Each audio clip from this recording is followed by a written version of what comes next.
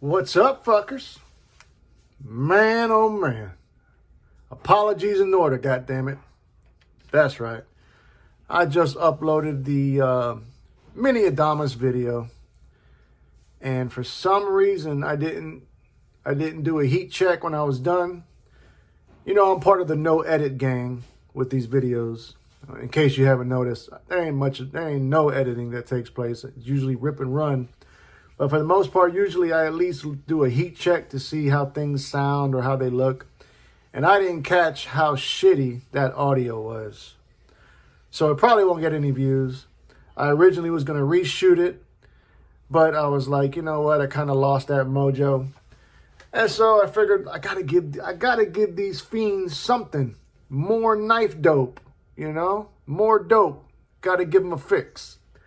So I figured, well, you know what? Let's talk about some American knives in my collection.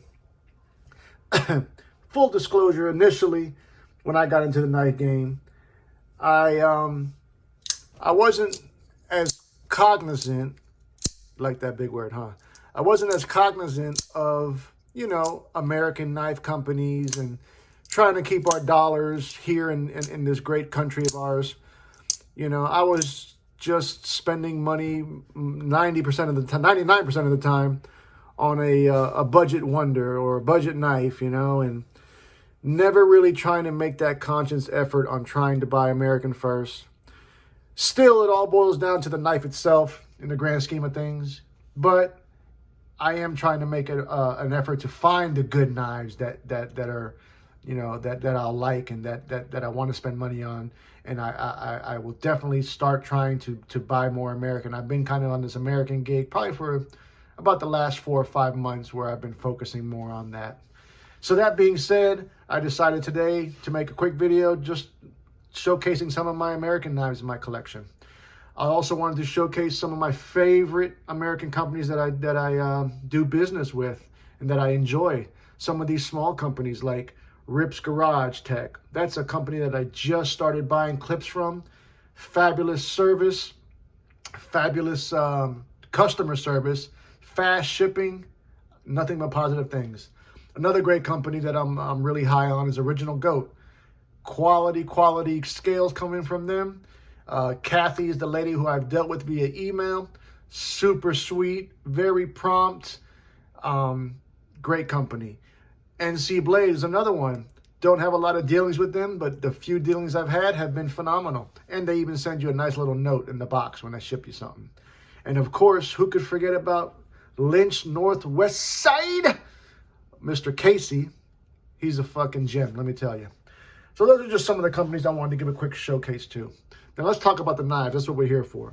But first, if you do enjoy my content, I would ask that you would comment, share, like, and most importantly, subscribe. It does help the channel. It does trick that algorithm. And it does help your boy to go viral. Okay, y'all. First knife we're going to take a quick look at is going to be the Hogue Deca. This is rather the version 2 that is in Magna Cut. This knife originally, when I bought it, was the Smoky Mountain Knife Work exclusive. I think they called this some dumb shit like Scorpion or something like that. I don't know why it did not resemble a Scorpion in the least.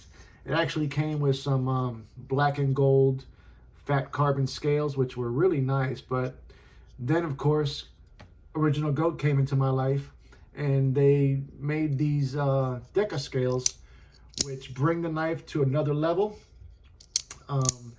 It just feels that much more premium, and most importantly, you hear that? That's that thing, baby. I love it. I love that noise. But seriously, this was a great knife. This is my only knife from Hogue. I am considering buying their a couple of knives by them. The K320s caught my eye, the collector's edition in particularly. And I believe they have a new OTF, I think the Compound or something like that. So I got my eye on this company, man. They keep their knives fairly priced, and the quality is definitely something I'm looking forward to continuing to enjoy. That's number one. Next up, a classic Protech, the Malibu. This is once again my only knife from the Protech company. I am not big into. I know that Their claim to fame is their autos, but I'm not an auto guy. I enjoy the manual aspect of these knives, to be honest with you. You know, the fidgetability, okay? I love it. And these people have mastered the button lock like no other company out there. This Malibu, I picked this up, I want to say September perhaps of 2022. It has not gotten much pocket time at all, to be honest with you. I don't know why that is, but I had to have it. You know, it has a legendary following, and I see 100% can see why. It's just executed to perfection. D10 is dialed the fuck in. Fit and finish is on par with some of the other companies out there doing quality work, and I love it. We're looking at 20 CD blade steel, beautiful stonewash finish, reverse Tonto blade. The only thing that I wish I could change is the scales for this knife. I've never heard of anywhere that sells Protech Malibu scales. If anyone out there knows of where such a thing exists, fill your boy in. I'd love to change these scales. These are like a blue powder aluminum scales. And while they look good, the feel in hand, I'm just not crazy about. But that is the Protech Malibu. Okay, next up, another company that I only got one knife of, mainly because they are high as giraffe ass, and that is the Hinderer Eclipse 3.5 inch. Love this. I think they call this the spear point, maybe? What do they call it? Oh, drop point. I'm lying to you. Drop point. This is S45 VN blade steel. Beautiful, beautiful, beautiful stone wash finish on that. These scales are the bronze battle scales, or battle worn bronze scales, I believe. I did go ahead and change the hardware to a rough wash finish hardware. So that included the barrel spacers, the head pivot screw, as well as, oh yeah, my over travel stop also got replaced. Digging this knife, totally. The only thing that I could say about this, which is no secret at all, is the blade grind. You know, it's rather thick. It's got, you know, but this is a work knife, so to speak, you know. $425 work knife. By the time you add on this other additional show site scale and the hardware, I'm already about $725 deep. But that's okay. I love it. I don't ever see myself getting rid of this knife. Not many of the Hinderers appeal to me aesthetically, but this one did. There's a couple more out there that I got my eye on. They are hard to get. When they drop, they sell out ASAP. If someone knows a good place to find some, put your boy on. I'm definitely interested. But that is the Hinderer Eclipse. I think this is the version 3, to be honest with you. Okay. These next two companies, I've got more than one knife in, so I may showcase one or two. Who knows? First up is the Benchmade Griptilian. Now, Benchmade is a company that I really haven't been that crazy about, but I do think, in full disclosure, this was the second American company that I chose to spend money with. Spyderco was the first, then came the Benchmades. For this version, we're looking at, another shout out to another American company, Applied Weapons Technology. That's where these scales are from. I've got a couple of knives with their scales on them, and I love them. They're not as fast as when it comes to shipping as some of these other companies, but they give me what, you know, customer service was good, and the product is good, and that's what we really care about. On this version of the Griptilian, we're looking at S30V blade steel, sheep's foot configuration, which is my favorite configuration. We have a nice flat grind there. The action on this access lock, this is probably one of the best ones from Benchmade. I actually have other knives that utilize the crossbar access lock that have actually, I think, executed it better, which is kind of weird because Benchmade was the creator of the access lock. You'd think that they'd have this shit mastered, but there are other companies out there who, in my opinion, have done it better. But Benchmade Griptilian, that is the full-size one.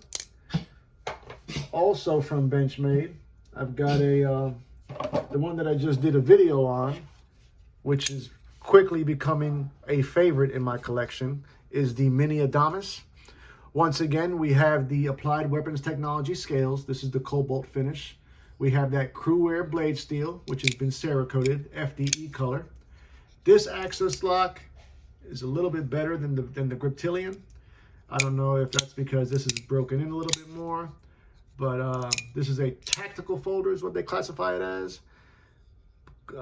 Once again, some rather thick blade stock, but being that this is a tactical folder, I'm totally good with that. Only have 2 knives in the collection, rocking Crewwear, but it's quickly becoming a favorite steel of mine. I'm going to show you guys another one. This is my last Benchmade in the collection, and that's just the mini grip. This one I decided to keep with the original scales it came on, and once again, that's because that thing, baby. You love it, don't you? I love that shit, man. Same thing, S30V blade steel, sheets for configuration. They're rocking the, I don't know if they call this FRN or nylon infused or something. Plastic, in other words. But great, great, great small carry backup knife, the mini Griptilian. All right, let's switch lanes now. This next company is by far my favorite American company. Yep, Spyderco, goddammit. Like I said, it's been fully documented to verify that I have been diagnosed as a Spyderco hoe. This particular knife we're looking at here is one of my favorites, which is the Manix 2. I have 3 of these, actually. This one is the most recent drop. This was a sprint run. This is the one in CPM 15V that caused all that frenzy and hysteria in the knife community. People were fucking selling their firstborn to try to get a hold of this. I was lucky enough that I got 2 of them. We're looking at brown G10 scales, which are got some good texture to it. Gorgeous, gorgeous stonewash finish on that blade. I did go ahead and throw a stonewash shout out back again, once again, to Lynch Northwest Side. I did throw on that pocket clip, which I felt it didn't necessarily need, but I do enjoy carrying my knives in a deep carry position. Who doesn't like to go deep, goddammit? Hey. So that's the Manix 2. Keeping that same Spyderco energy, this knife is quickly, this might be my favorite Spyderco. I know I say that shit about a lot of them, but I am in love with this Native 5. This Native 5 is the one with the fluted carbon fiber scales. So for all them haters out there, this is the real carbon fiber. This is a lockback. And even though it is a lockback, the action is still money. You can easily deploy it. You can do the reverse flick. You can do the finger cannon, but if you do the finger cannon too hard, you can miss that lockup. So as much as I love to fling it out there, I got to do it a little bit easier in order to avoid that. Spyderco is known for those forward finger choils, which does allow that full purchase, no refund. Full purchase, no refund. That's right. Satin finish on the blade. Deployed via the Spidey hole, which we've talked about. Native 5. Love this goddamn knife. Okay, I got another Spyderco to talk about. This originally was my favorite Spyderco model, and that is the Shaman. It still may be the favorite, but there's just too many to choose from. I got 3 of these in my collection. The one you're looking at today is the River's Edge Cutlery exclusive. We're looking at a gorgeous FDE Cerakoted blade that is in CTS 204P. We have the avocado green scales, G10 scales. They call this the smooth G10. Once again, I decided to give more of my money to Lynch Northwest Side and get this Fox Mascus deep carry pocket clip, a bronze Fox Mascus, I think is what they call it. This one is riding on washers like mostly all Spydercos. This one has broken in just wonderfully, as I'd say that. But yeah, I love this fucking knife. I love all these goddamn knives in case you haven't realized it. But that's all I wanted to do. Kind of wanted to make up for that that bad audio with that Benchmade video. But that's what I got to say, man. American knives, man. I just can't get enough of these fucking things, you know? And I know that recently the OG, Jared Neebs, made a video kind of trying to get these American companies to do better. And I agree with him, you know? I really do. These companies, they do need to do some things better. But that being said, at the same time, there are some companies that do it right. And that's what I kind of wanted to do with this video, was talk about the ones that do it right and that I enjoy. So hopefully this made up for that horrible audio from that previous video today. I apologize. I'm learning on the fly here, but there you go. Just a few knives from my collection, all American made, good old USA. What you think? Love ya, mean it. Until the next time, cut something, cut someone, just don't cut yourself. Stay dangerous, fuckers!